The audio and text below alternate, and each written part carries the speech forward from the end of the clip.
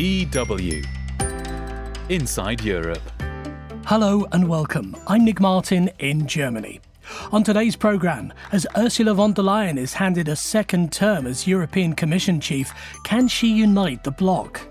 Russia's migration weapon and how the Finnish government plans to turn back refugees at the border.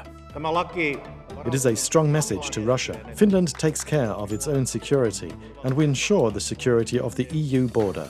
Don't mention the war, how ordinary Russians are growing wary about the Ukraine conflict. People feel that it makes no sense to discuss even the future of this war because nobody knows when the war will be over, and it really scares a lot of people. And green activists failed to block a new lithium mine in Serbia. Those stories and more coming up on the programme. Just as we're wrapping up production for this week's show, European Commission President Ursula von der Leyen has just been given a second term at the helm of the EU's powerful executive arm. I will never let the extreme polarisation of our societies become accepted. I will never accept that demagogues and extremists destroy our European way of life. And I stand here today ready to lead the fight with all the democratic forces in this House.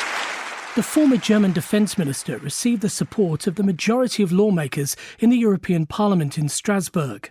She was nominated by the bloc's 27 leaders last month and has since tried to build a broad coalition of support in the EU legislature to fend off a surge to far-right parties during the European elections in June. For more on what a new 5-year term for von der Leyen will look like, I spoke to DW's Brussels correspondent Jack Parrock. Well, it was stronger than last time. That's the significant announcement here. She got 401 votes out of it was 361 that she needed. So she has a big mandate. Last time she only scraped through by 9 votes. It also is a sort of badge of honour that what she managed to do was to get around these MPs. For the last few weeks, she's been locked into discussions, working out what they want, what she can offer them, and what she can get off them, which is their votes. And she's succeeded. Politics is often just a numbers game. Now, von der Leyen made her pitch to the European Parliament this morning, detailing her plans for a second term. What will be her priorities? It was really interesting to hear what she had to say. She sort of tried to cover all the bases. The overarching thing that she's promising is a much bigger focus in the Commission on security and defence. She's proposing to put forward an EU Commissioner for Defence. She's saying she's going to increase the EU's border guard Frontex by 3 times to get around 30,000 officers. She's also looking at potentially getting a European air defence. There are lots of promises that she made, including a defence fund for the EU. Whether she can get those approved in the next 5 years as Commission President is another thing. But it's clear she was making that play towards the harder right factions of conservative politicians in the European Parliament. She also worked to the socialists, though. She said there's going to be a housing commissioner of the European Union, not really an EU competency. Housing is normally done by the governments of the EU member states, but that's something that the socialists care about. So she did that to try and win their vote. And she also has proposed a commissioner for the Mediterranean region. That's something that the hard right Italian Prime Minister Giorgia Meloni wanted. So she was courting votes from the even more conservative European conservative and reformist group that she could have scraped a couple of votes into that total to get her over the line. She really was playing the game and making all of these offers to try and get those votes. And do you think those right and far-right parties that surged in several EU countries during the election, will they be satisfied with the influence that they've been able to have in this process? Probably not. We knew that as a party they wouldn't vote for her. It's important to say that this was a secret ballot, so potentially some far-right MEPs could have voted for her, but that wasn't along their political party line. But she didn't need them. She knew that she had to work towards the centrist factions, and she's managed to do that. One of the real standout things in what we heard from her is a real shift on environmental policy. She says that within the first 100 days of her next Commission presidency, she'll announce a Clean Industrial Act. Now, that is a very different sort of thing to the EU Green Deal, which has been the flagship of her last tenure of the European Commission.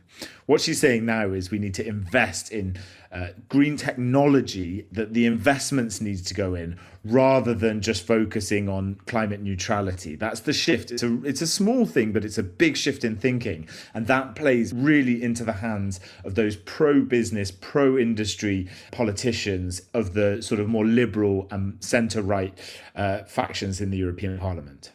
Von der Leyen also took aim at Hungarian Prime Minister Viktor Orban over his one-man peace mission to end the war in Ukraine. How did that go down?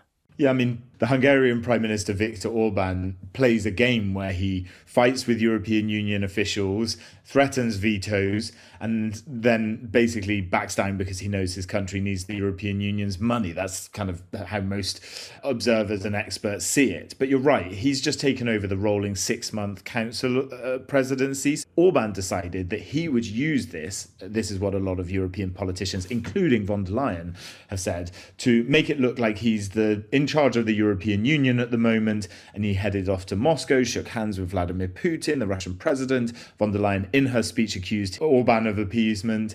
He also went to Kyiv and to Beijing and to the United States to meet the presidential candidate Donald Trump before that assassination attempt.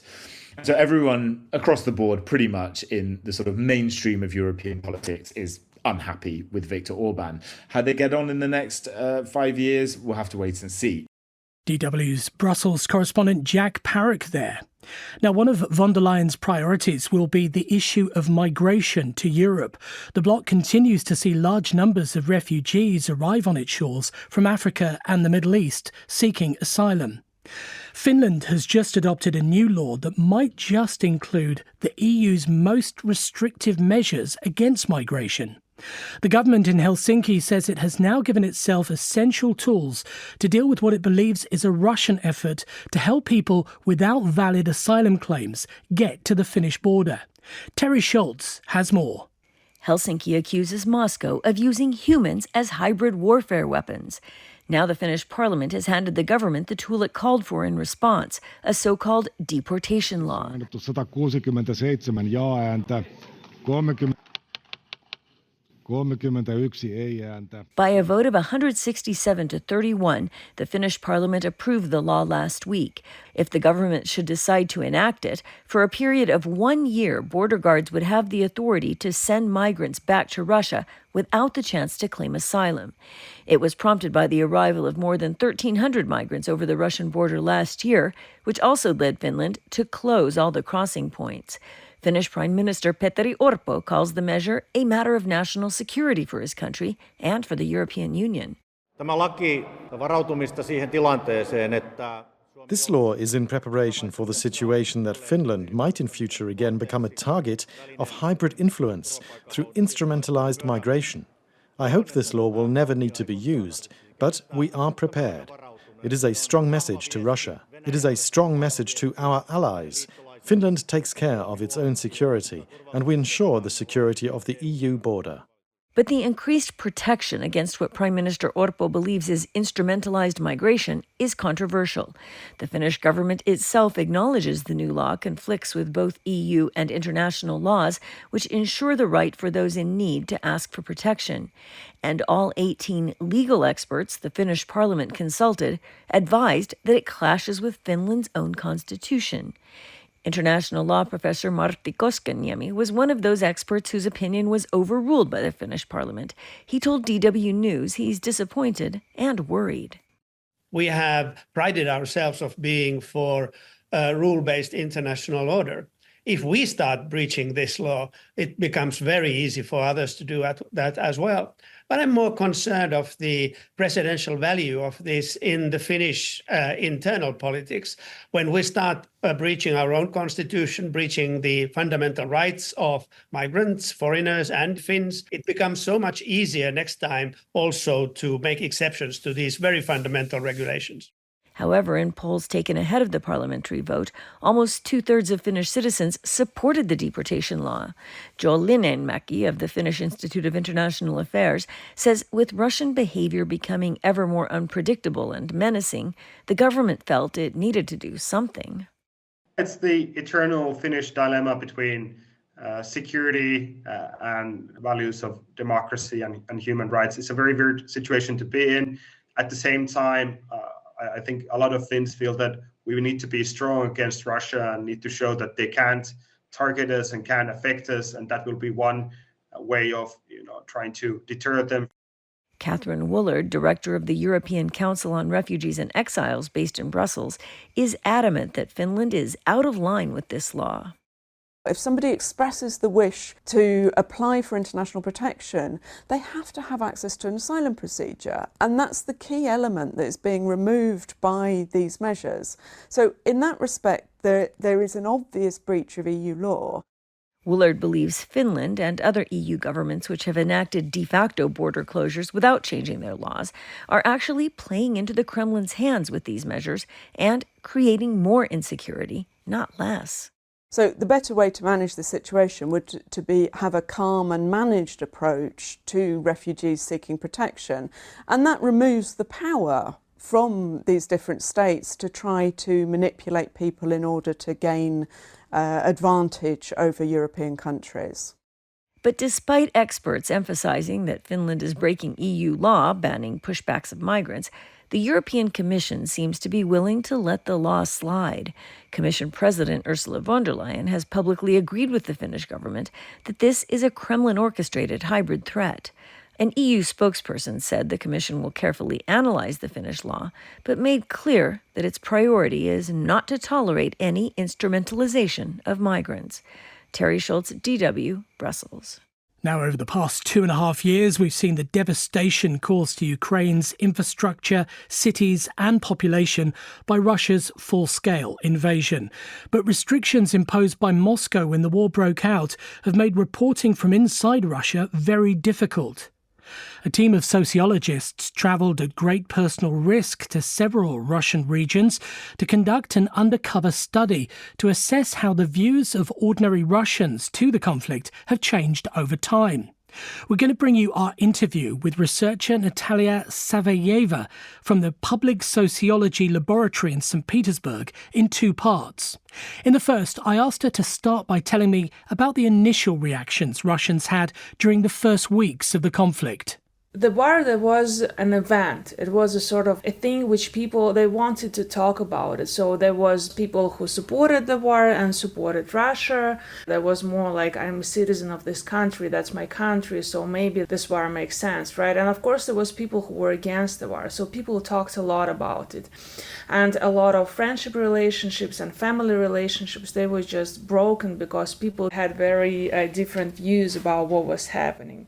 And Natalia, your research has revisited these regions twice, most recently in autumn last year.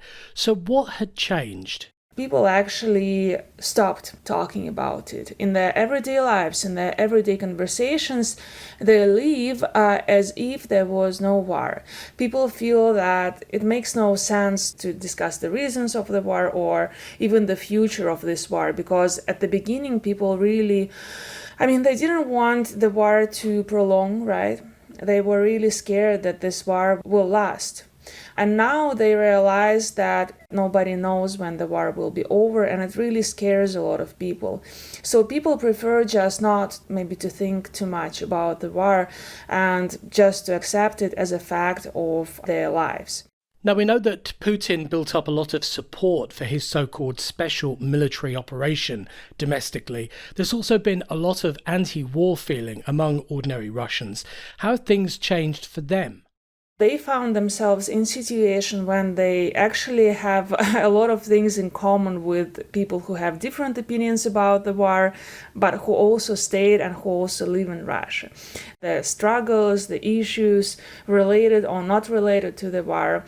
And at the same time, this distance between people who left and people who stayed, it is growing. So we see that there is less and less understanding. So the people who left because of their anti-war views, they lose this feeling of understanding of what is going on in Russia. So this distance between people with anti-war views, even anti-war activists, while people who stayed in Russia, doesn't matter what kind of views they have, they kind of became more and more close to each other. So it sounds as though if the war really divided people when it first began, people are now just getting on with their lives and some sort of unity has returned. Is that a fair assessment? It's a unity of destiny in a way, right? But it's not a unity in terms of solidarity. So people who suffer because of the war, for example, who lose their relatives because they were killed, right? Or people who live in regions close to the border who are bombed, they find themselves isolated from the larger society. They realize that actually nobody understands them first, nobody cares about them second. We realize, they say, that we're just by ourselves. Yeah, it seems there is a war, but people in Russia live as if nothing was happening. And if we try to say something publicly or even privately to our friends or relatives about our problems, how we're worried about our loved ones, or how bad things are happening with them and we cannot help, nobody understands us because everybody lives in kind of like dream, right? So they try so hard to pretend that nothing is happening. They prefer to ignore all their complaints and all their regrets. And let's talk about the economy now. Western sanctions on Russia in response to the war have so far had a limited impact on the economy. What did your team notice about people's attitudes to those sanctions and the impact on their own incomes? Even those people who at the beginning of the war said something like sanctions wouldn't affect Russia or like, oh, we would be fine. Those people, they actually were very scared. And then when after 2 years the Russian economy was still fine, they became encouraged by that. There are also some groups of people who benefited from the war. Those are people who are occupied in everything related to war economy, production of war-related goods. But most of all, those are the people who benefited from the diminishing of market competition. Because of sanctions, a lot of companies, they left Russia. Many people who had marginalized position because it was just hard to compete for international companies or Western companies and services, they felt much better because now they're just the kings of the market and that's okay. They, the West, promised us that we would be crushed and we are not crashed. Look at us right now. Some people live in better than we lived before, so maybe this war is not that bad. Maybe it's fine. Maybe it is justified. I was talking there to Natalia Savalyeva, a researcher at the Public Sociology Laboratory. She's also a lecturer at University of Wisconsin-Madison. Still to come on Inside Europe, Serbia gives the go-ahead for a controversial mine to help meet Europe's demand for lithium to power electric vehicles. A reminder that DW keeps you updated on the latest news from across Europe. You can visit our website, dw.com, or check out DW Europe's social media pages. I'm Nick Martin in Germany. You're listening to Inside Europe.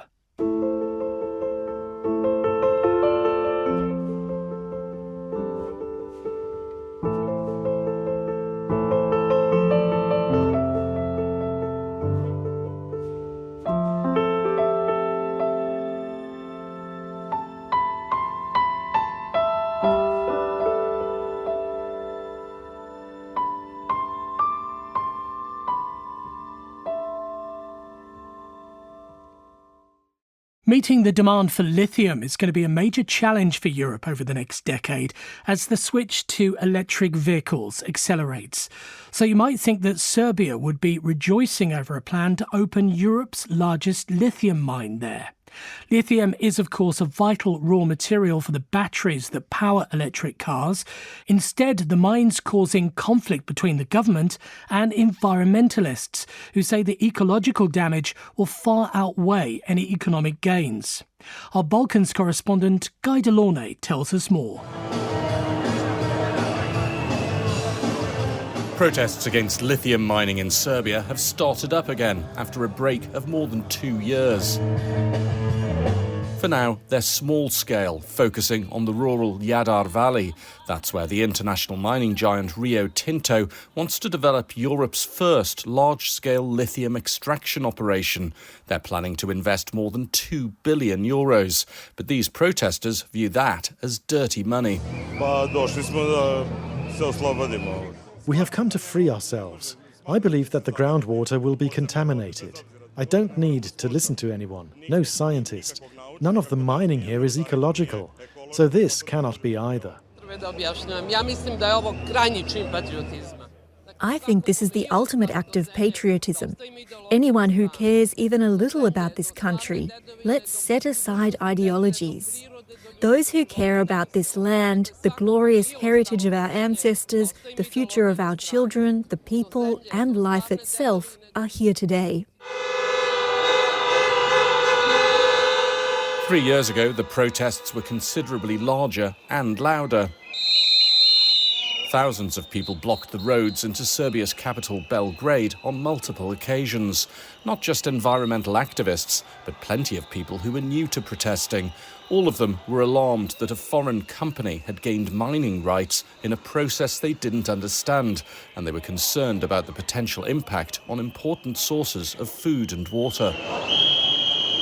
With elections approaching, the government couldn't risk prolonged protests, so it cancelled Rio Tinto's permits. But now, with elections years down the line, the authorities have changed their tune. Ana Brnabić was Prime Minister when the ban was imposed. Now, as Parliamentary Speaker, she's convening a debate about the merits of lithium mining. Dakle, ja mislim da je ovo šansa kakva se pruža. I believe this is the chance offered to a country once in 5 centuries. For some countries, never. If we don't want it, fine. We will end up like all the other countries. We will be importers and won't have a value chain in Serbia. But if we want, we can all work together as a responsible country and society to take care of environmental protection and sustainability.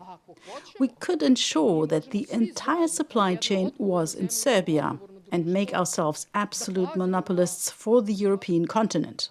Opposition parties remain unconvinced. They never believed the lithium mine had been scrapped for good. Now they're demanding transparency if the Rio Tinto project is to be revived. There is complete lack of trust in the government and basically every project that they are doing when they say that will be in interest of citizens. Biljana Đorđević is the co-leader of the opposition Green Left movement. Precisely because we don't have these strong institutions, we fear that Serbia will be in a way of sacrifice zone to extract lithium for electric vehicles that are important to European energy transition that nobody in Serbia pretty much can afford. People don't have any faith in these processes, and that they feel like every dialogue is in a way attempt to just legitimize something that has been already decided. I blame mostly government for this. If they had really wanted to have a proper dialogue, they could have done it in the past 2 years. The arguments are likely to heat up. Last week, judges ruled that the ban on lithium mining was unconstitutional. That clears the way for Rio Tinto to resume work. Both the company and the government insist the mine will contribute to both Serbia's economy and Europe's energy security. But they've yet to convince environmentalists of the key issue, whether extracting the mineral crucial to sustainable transport can be done in an environmentally friendly fashion. Guy Delaunay, DW, Belgrade.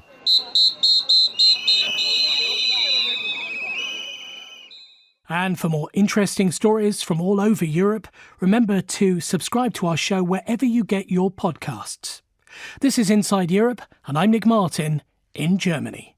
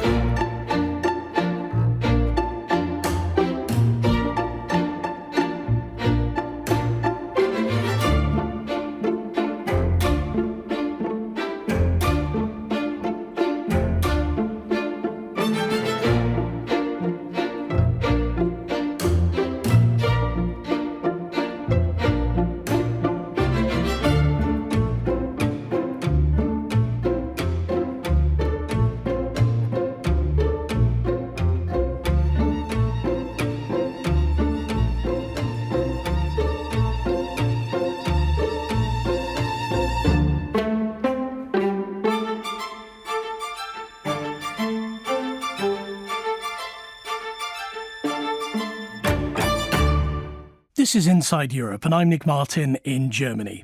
In the next half hour, Turkey's Erdogan is accused of hypocrisy over his opposition to Israel's war in Gaza. Had there not been the economic crisis, probably they wouldn't be also so concerned about the trade with Israel. But the economic crisis somehow removed the rose-colored glasses of many people in Turkey. What ordinary Russians think of accusations of Moscow's war crimes in Ukraine. When they were answering a question about casualties, they just denied it. Like, Russian army doesn't kill civilians, and if there are any civilians killed, this is because Ukrainian army just bombs its own cities. Could same-sex marriage be on the cards in Muslim-majority Kosovo? And their country needs them, but many Bulgarians are hesitant to enlist in the army despite a 30% pay hike. Broadcasting from Germany, this is Inside Europe. As the Israeli military continues its bombardment of Gaza, so does Turkish President Recep Tayyip Erdogan's rhetoric against Israel as he seeks to position himself at the forefront of international opposition. Despite such a stance, a Turkish port continues to be the main supplier of oil to Israel, and that is drawing growing anger in Turkey, which, as Dorian Jones reports, is putting Erdogan in a tight spot.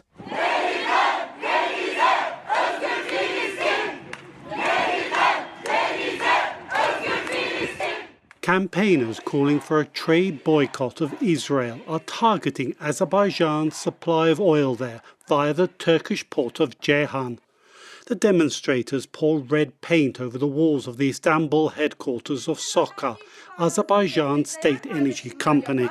Üniversite yönetimini bu konuda somut bir adım atmaya And students at Istanbul's prestigious Galatasaray University have protested against a speech to be given by a senior soccer executive, accusing the company of having blood on its hands.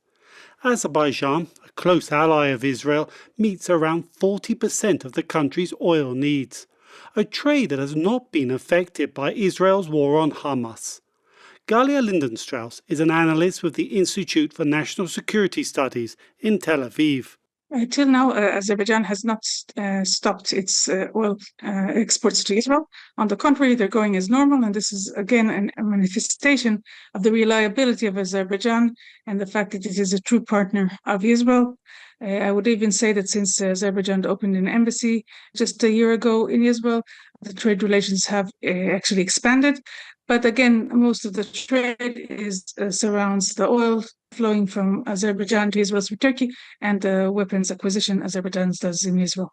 But President Recep Tayyip Erdogan is paying a heavy price politically for facilitating the lucrative trade. Erdogan's AK party was hammered in March local elections, a defeat largely blamed on the Turkish-Israeli trade and an ongoing economic crisis. Sezin Öne is a commentator on Turkey's Politikyol news portal. Had there not been the economic crisis, probably they wouldn't be also so concerned about the trade with Israel. But the economic crisis somehow removed the rose-colored glasses of many people in Turkey, including the AK Party supporters. So they started to see things as they are, and they started to criticize the government. Following his local election defeat, Erdogan imposed an Israeli trade embargo, boasting that Ankara was at the forefront of confronting Israel. But that embargo didn't include Azerbaijani oil exports via Turkey. Mehmet Erkutçu is the head of the London Energy Club, a grouping of government and energy sector leaders. He says given that Azerbaijan is Turkey's biggest investor, Erdogan cannot interfere with the Azeri-Israeli trade. From what it looks, over the past few years, Azeri-Israeli relationship has been consolidated. It is a bulwark against Iran as well, in some regards. And therefore, Azeris, although I'm sure they are also unhappy with what's happening in Gaza as a result of the Israeli land forces attack, they would probably impress on Erdogan not to go that far. to stop also this oil flow. With protests against Azerbaijani oil exports to Israel continuing, police are now stepping up arrests against organisers, and that's prompting further protests. A woman whose son has been arrested demands to know why he's been detained simply for defending Palestine. Analysts say such displays of anger can only further undermine Erdogan's claims of being at the forefront of confronting Israel. Again, says in Erne of Politikol news portal. The government said that they stopped the trade with Israel, but somehow it's continuing in other ways. So I think the real culprit, more so than the Azerbaijan companies or the Azerbaijan, it will be the government who's going to be held responsible for those protesting and for the conservative basis specifically.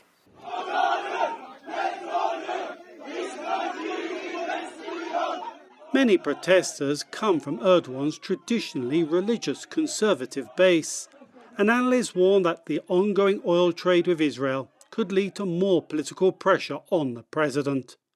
Dorian Jones, DW, Istanbul. And from rising discontent with Erdogan to growing unease about Russia's war in Ukraine from ordinary Russians. Time for part 2 of our conversation with Russian sociologist Natalia Savalyeva, whose team travelled to several Russian regions 3 times during the first 18 months of the conflict. The researchers put themselves at risk of arrest in carrying out their work due to strict laws on anything seen as discrediting the Russian army or spreading what the Kremlin sees as anti-war messaging. The team have gained an incredible insight into how Russian attitudes are changing the longer the war goes on. We heard earlier how Russians are also experiencing war fatigue and how some are being impacted positively or negatively by international sanctions on Moscow. But in the second part of my chat, I asked Natalia what they're saying about the huge casualty rate on both sides. What we noticed that the question about casualties among civilians, especially, but also among military people, that was one of the most sensitive. So, for example, those people whom we classified at the beginning as supporters of the war, so people who had justifications for the war, right? When they were answering a question about casualties, they just denied it. Like, Russian army doesn't kill civilians, or our soldiers, I just cannot believe that they do that because that's just our guys, our boys, they cannot do that. And if there are any civilians killed, this is because Ukrainian army just bombs its own cities. Or because, the war is like some civilians, of course, will suffer, but look at the United States, there was much worse in Iraq. And what those arguments have in common is basically denial, right? So now I would say that a lot of Russians, they stopped following news about the war. People now trust even less to any media, state media or oppositionist media. They don't want to follow the news about war that much.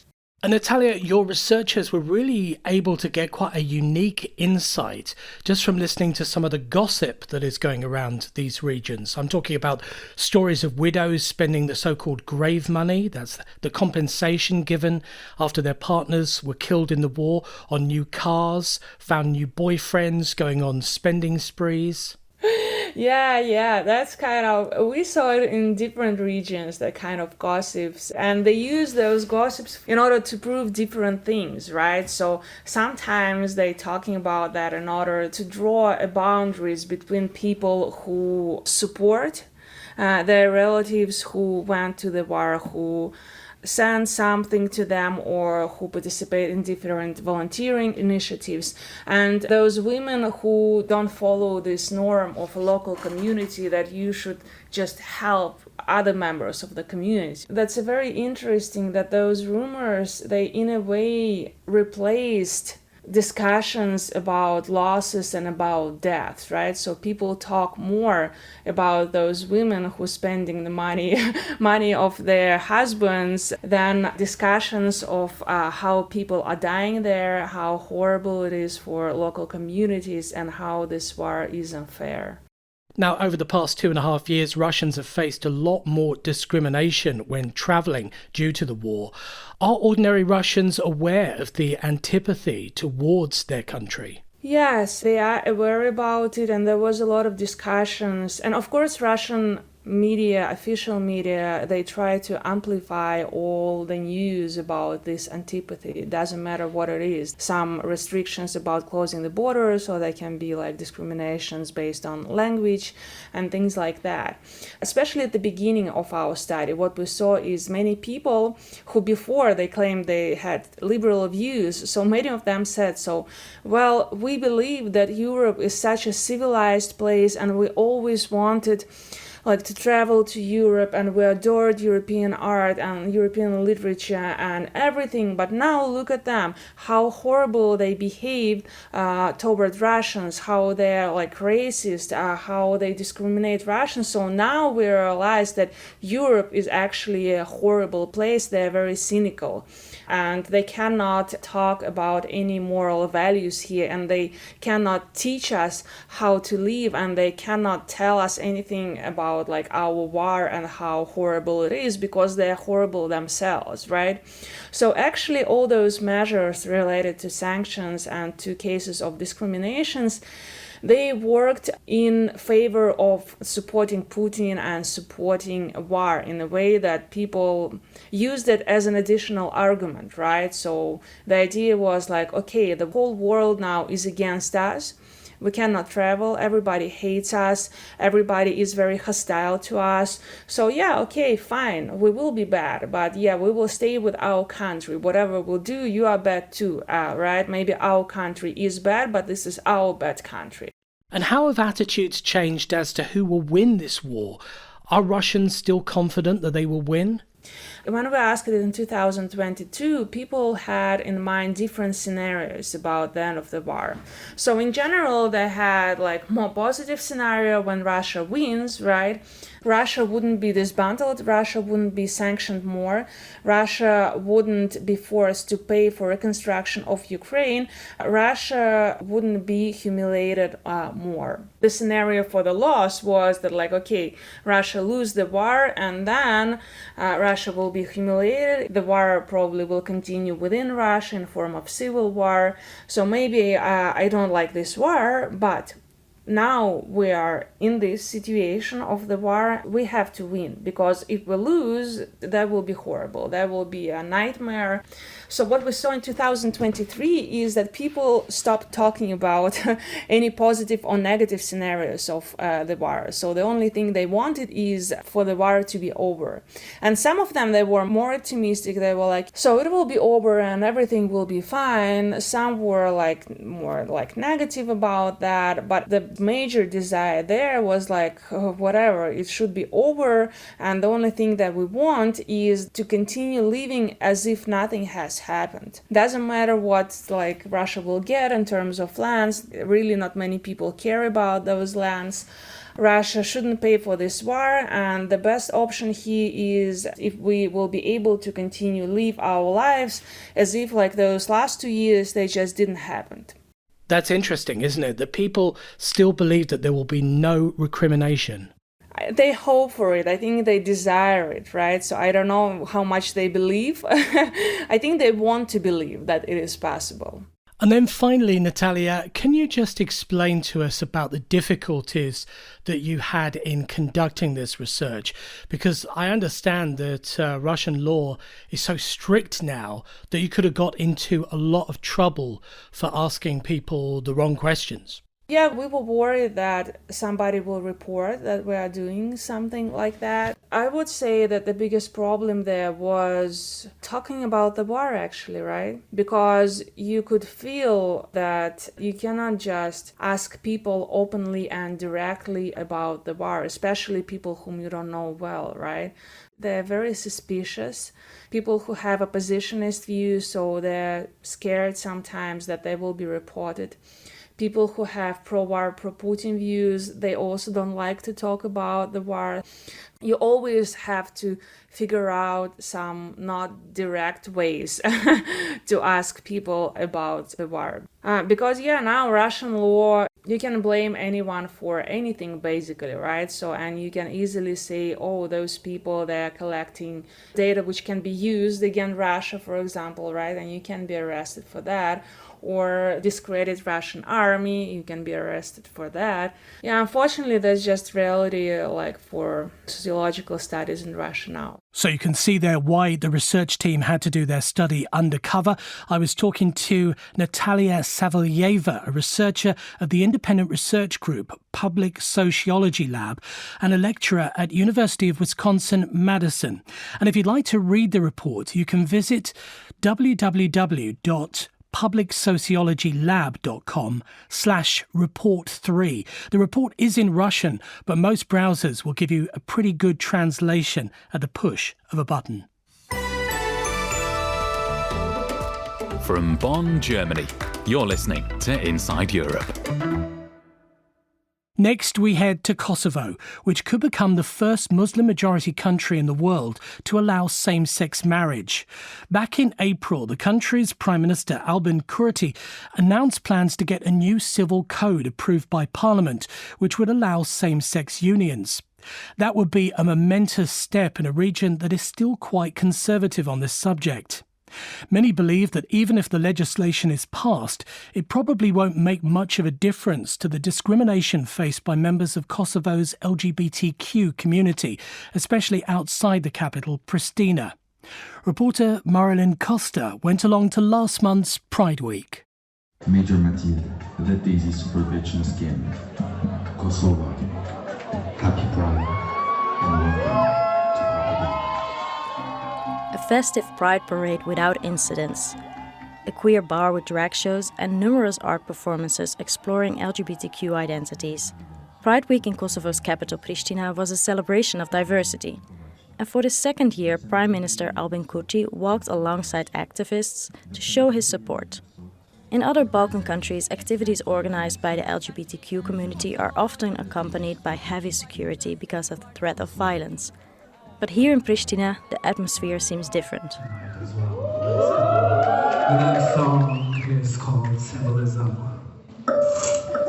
One of the artists who performed during Pride Week was Astrid Ismaili. Now based in Amsterdam, Ismaili says attitudes in Kosovo have changed a lot in recent years. I moved out of Kosovo 9 years ago, and when I was living here, it was actually quite different and more difficult for queer people. And even now, of course, it's not as free, but it has changed quite a lot. And I'm impressed how quickly and how fast and how amazing the queer scene is becoming here. And now Prime Minister Albin Kurti wants to take it a step further. In April, he said that he would personally ensure that a new civil code is approved by the parliament as soon as possible. This would allow same-sex unions. 2 years ago, a previous attempt to pass the legislation was voted down by MPs. This time round, Kurti seems to be optimistic it would be approved. But some activists from the LGBTQ community are cautious. For example, Medina Doughty. She's with Chica, a feminist NGO focused on improving minority rights. Yesterday we published a TV debate from Chica, and the debate was about queer issues like gender and sexuality and queer rights overall in Kosovo. And today when we got into our office, we saw that someone vandalized our logo. Kosovo seems to have two different faces when it comes to LGBTQ rights. When the country became independent, it adopted many laws based on those used in Western countries. Discrimination based on sexual orientation is not allowed, and since the right to marriage doesn't name any genders, there shouldn't be any obstacles. But Doughty says reality is different. Kosovo is mainly a patriarchal society, and its main values are outdated mindsets, which sadly we are a country in transition. I understand all the post-traumas and how we need still more time to continue to accept a more diverse society. But yeah, Kosovo isn't welcoming for queer people, and it's really homophobic and transphobic overall. Some believe that Kurti is trying to implement same-sex unions as a symbol move to show the European Union how progressive he is. and to help Kosovo's bid to join the EU and the Council of Europe. For me, as long as I don't see actions, the words don't mean anything. When he goes outside Kosovo, he promises something progressive and liberal, but inside Kosovo, he promises conservative things as well too. So I think that these politics are really performative.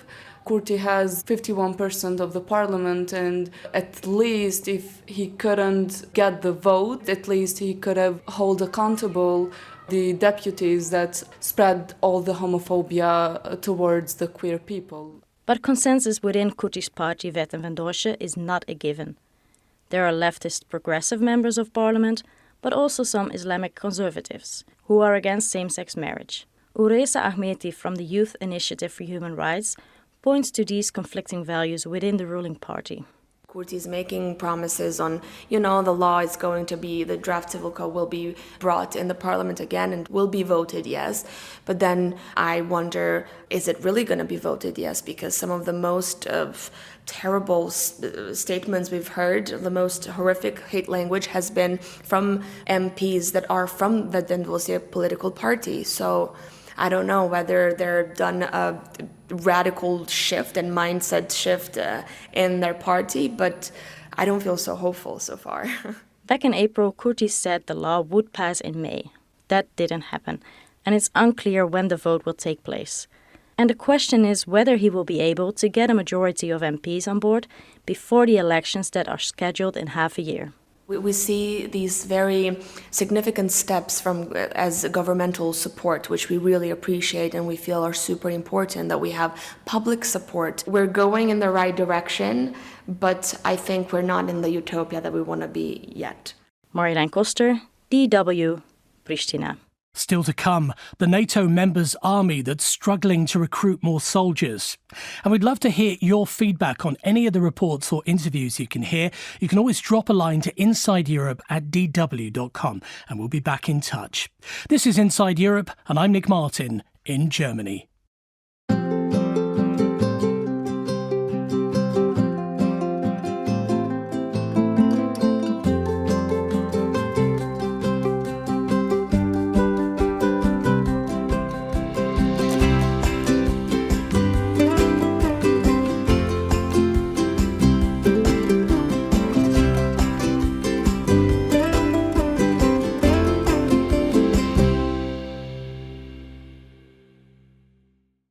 Finally this week to Bulgaria, which has been marking the 20th anniversary of NATO membership. In 2 decades, its army still hasn't modernised in order to have an operational military that can be fully part of NATO missions. Its Air Force fleet is composed of Soviet-made MiG fighters that alliance systems recognise as enemy planes. Its naval forces are limited and the army is suffering from a severe personnel shortage. Damian Vodnaricherov has more.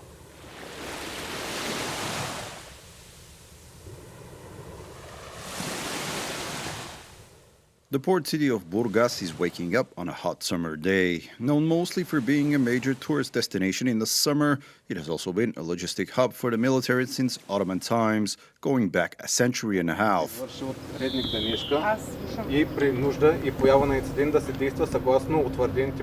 Burgas is home to the logistic battalion of the Bulgarian army to this day.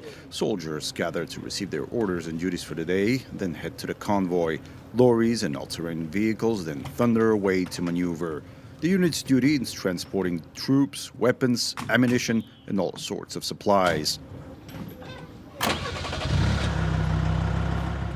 Galina Daneshka is in charge of the unit's ambulance.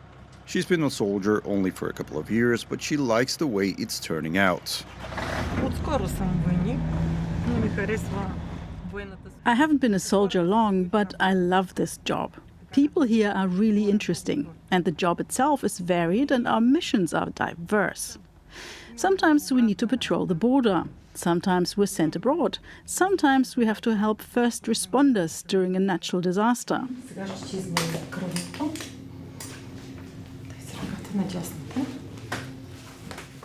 After turning 36, Galina decided it was time for a career. Up until that point, she would work all kinds of small jobs. One day, her husband, an Air Force veteran, pointed her to an army recruitment campaign. Soon after enlisting, Galina saw firsthand the benefits of a career with the military. I started out as an ambulance driver, but my superiors offered to send me to a military nurse course in Sofia. That's where I acquired a lot of my skills. Today our unit will be doing driving drills, so I have to check everyone, measure their blood pressure, see if they have any kind of physical discomfort. Bulgaria's army is in dire need of new recruits such as Galina. It has been struggling with lackluster enrollment for decades, ever since mandatory military service was waived in 2007.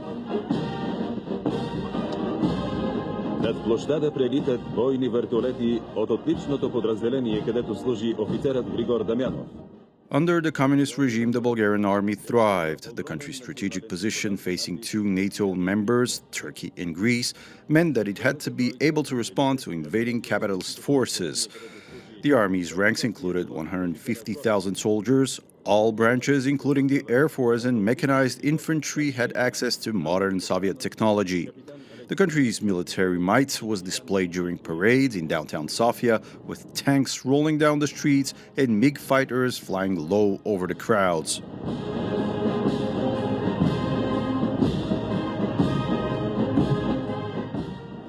Today, the army has less than 30,000 professional soldiers. About a fifth of all positions within the armed forces remain vacant. The logistic unit in Burgas is a bit more fortunate, however, says its commander, Lieutenant Colonel Ljubomir Lutskanov.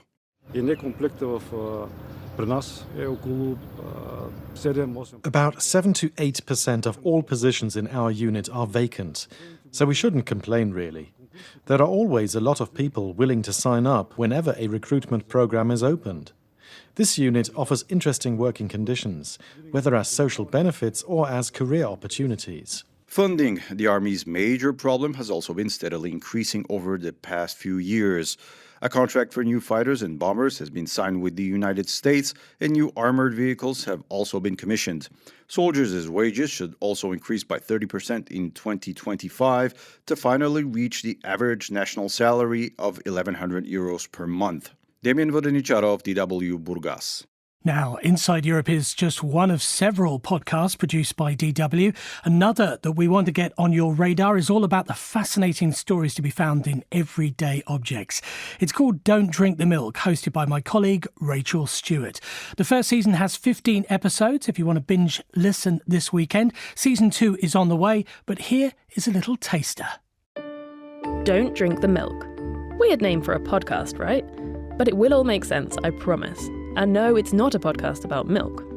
If you like historical intrigue, a bit of culture, and a sprinkling of controversy, this one's for you. The arguments of homeopathy are based on sand, and the sand was pouring through my fingers. I'm Rachel Stewart, and for this new podcast from DW, I'm travelling around Europe, tracing the backstories of objects, ideas, and movements that you know well. But maybe you never really stopped to think how these things got to you. Condoms are known as French letters in the 19th century. Syphilis is the French disease, but in France it's the Italian disease. Join us to follow the strange journeys of these everyday things and see how they change shape as they're exported through time and around the world, by force, by chance, or by choice. No need to pack your bags. Just subscribe to Don't Drink the Milk wherever you listen to podcasts. Now, as well as our rebroadcasters around the world, Inside Europe continues to gain traction on podcast platforms, and you can help us to get even more listeners. Give us a review and hit the subscribe button, as it will help promote our show. This programme was produced by Helen Sini and sound engineer Christian Stater. And I'm Nick Martin. Thanks for listening. Inside Europe comes to you from DW in Germany.